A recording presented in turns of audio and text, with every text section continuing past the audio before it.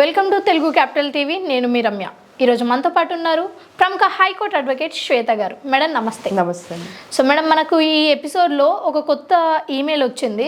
So వాళ్ళకి legal advice కావాలి అని. సో వాళ్ళ ప్రాబ్లం ఏంటంటే, వాళ్ళ సిస్టర్కి గత 15 సంవత్సరాల క్రితమే మ్యారేజ్ చేశారంట. మ్యారేజ్ చేసేటప్పుడే వాళ్ళ సిస్టర్కి ఇవ్వాల్సిందంతా ఇచ్చారంట. 1 ఎకరం అమ్మి కూడా పెళ్లి చేశారంట గ్రాండ్గా.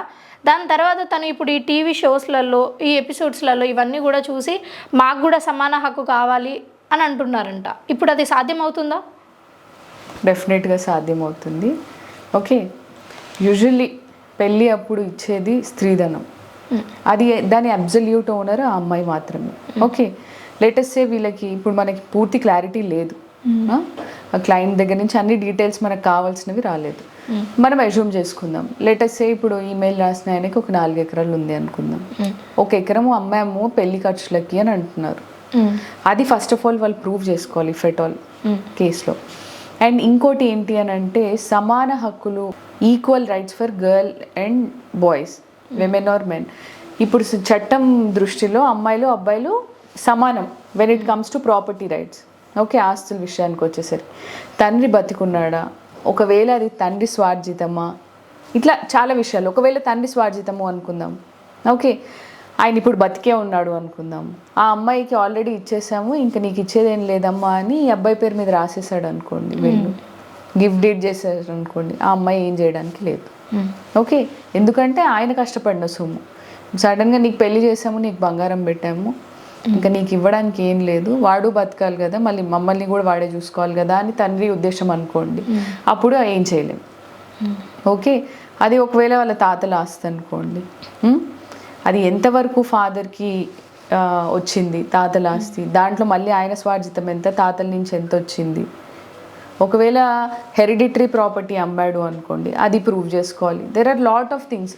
ఇట్లా వేగ్గా క్వశ్చన్ ఉంది, కానీ ఇందులో బోల్డ్ అని డీటెయిల్స్ కావాలి. వెన్ ఇట్ కమ్స్ టు తండ్రి స్వార్జితము అన్నప్పుడు తండ్రికి ఆయనకు పూర్తి హక్కులు ఉన్నాయి ఎవరికి రాసి ఇవ్వడానికి. అసలు ఇద్దరికి రాసి ఇవ్వాలి అనుకోలేదు. ఆ అమ్మాయికి పెళ్లి చేశాను, 1 ఎకరం అమ్మి, వీడికి 1 ఎకరం అమ్మేసి వీనికి బాగా చదువు చెప్పించాను, వెల్ ఆఫ్ ఉన్నాడు, ఇంకో 2 ఎకరాలు ఉంది, అసలు నేను వీళ్ళిద్దరికి ఇవ్వాలనుకోవట్లేదు అనుకోండి, దారిన పోయే దానయ్యకి ఇవ్వాలి అనుకున్నాడు అనుకోండి, ఇచ్చేయచ్చు. ఏం చేయలేరు.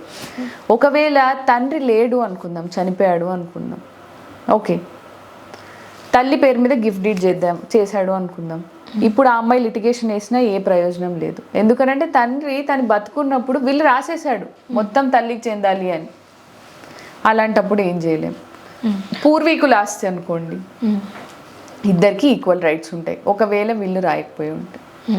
ఇప్పుడు ఎవరికి విల్లు రాస్తే వాళ్ళకి మాత్రమే చెందుతుంది. అలాగే ఇప్పుడు అందరు పోరాడుతున్నారు కదా, మాకు కూడా సమాన ఆస్తులు కావాలి అని, హక్కులు కావాలి అని.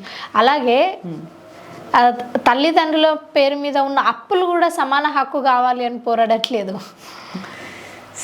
సమాన హక్కులు కావాలి అని ఎప్పటి నుంచి పోరాడుతున్నారు? ఎప్పుడైతే ఈ హైదరాబాద్ చుట్టుపక్కల ప్రాంతాలుగా ఉండొచ్చు, ల్యాండ్స్కి రేట్లు పెరిగినప్పటి నుంచి మూలనున్న ముసలమ్మ కూడా వచ్చి కేసేస్తుంది, నాకు రైట్స్ ఉన్నాయి అని.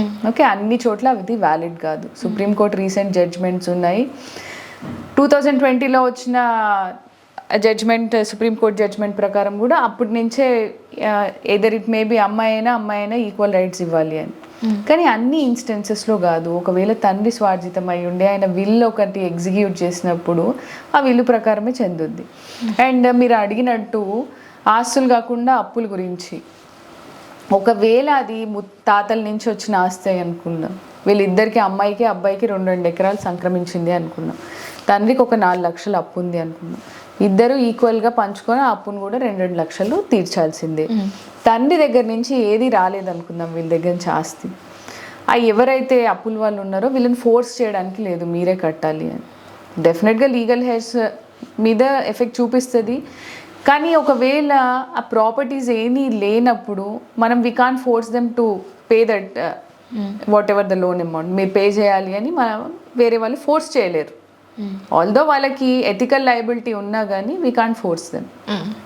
సో ఇప్పుడు ఆస్తుల కోసం ఎవరైతే పోరాడుతున్నారో, మీ పేరెంట్స్ అప్పుల కోసం కూడా పోరాడండి, అప్పుడే అది ఈక్వల్ సమానత్వం అవుతుంది. ఓన్లీ ఆస్తుల కోసం పోరాడితేనే సమానత్వం కాదు. థ్యాంక్ యూ మ్యామ్, చాలా చక్కగా తెలియజేశారు.